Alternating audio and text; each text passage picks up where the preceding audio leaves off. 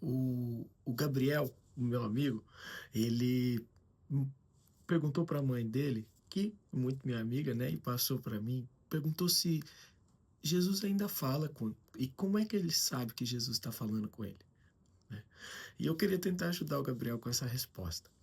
Eh, Na escola bíblica dominical, eu ouvi muito a história do Samuel. E quando Samuel era novinho, ele foi lá, estava com Eli na sinagoga, e aí ele morando lá, ele estava dormindo um dia, daí ele ouviu uma voz: Samuel, Samuel.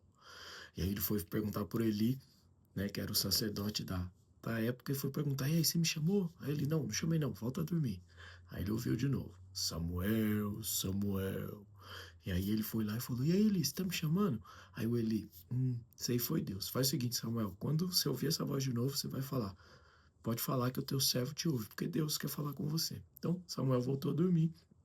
E aí, né, antes dele ouvir essa voz de novo, né, pela terceira vez, o, a Bíblia fala que Samuel ainda não conhecia o Senhor e que a palavra do Senhor ainda não lhe havia sido revelada. Está em 1 Samuel 3:7. Essa palavra do Senhor, esse conhecimento que a gente geralmente, né, tem, ele vai ser encontrado nas Escrituras. Então você precisa primeiro ler a Bíblia para saber as histórias e saber como é que ele falava, o que ele faz, como é que você é, né, para Jesus, para você entender bem, então tem que estudar bastante, mas aí você vai ver alguns detalhes. Então, por exemplo, tinha vezes que Deus falava com alguém por sonho, né? José, no Egito, por exemplo. Depois, ele falava também, às vezes, por cochicho ou por uma brisa suave, como a Bíblia fala, que foi com Elias. Mas sempre você vai saber e reconhecer que Jesus está falando com você através da palavra, através da Bíblia. E olha só por que que isso acontece. João, capítulo 1, versículo 1, fala que o verbo se fez carne, né? Então, a palavra se fez carne. Então, tudo que se foi falado, ele se vir, né? Ele fez uma carne, ele virou Jesus e habitou entre a gente, e viveu entre a gente.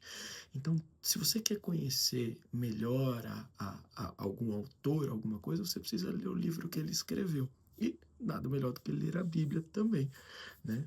Principalmente, porque quando você lê a Bíblia, você vai conhecer Jesus e vai saber quando ele está falando e quando não, porque você vai conhecer as características, você vai conhecer os atributos, você vai conhecer a pessoa de Jesus, né? E isso vai fazer com que você tenha mais noção ou percepção de que é Jesus que está falando com você. No Salmo 119, no verso 105, ele fala que a sua palavra é como lâmpada para os meus pés e luz para o meu caminho. Então, sempre quando você ouve Jesus, é algo que vai te levar para uma vida eterna, que a gente chama de, ou uma vida muito boa, né? Quando você conhece Jesus. Isso geralmente vai acontecer com o resultado, isso vai acontecer que você está tratando bem seus amigos, está respeitando o seu pai e a sua mãe, você está estudando mais a Bíblia. Então, tudo que você faz que faz bem para as outras pessoas ao seu redor, isso é um sinal que Jesus habita no seu coração. Mas você precisa saber que você não faz coisa boa porque você é bom. Você faz coisas boas porque Jesus mora no seu coração e faz de você uma boa pessoa. Então pode ser, Gabriel, que você não ouça um vozeirão, como Samuel ouviu. Pode ser que você não ouça uma voz como você está ouvindo a mim, ou ouve da sua mãe, ouve, né, do seu pai, da sua avó, dos seus tios, dos seus primos. Pode ser que você não ouça uma voz desse jeito.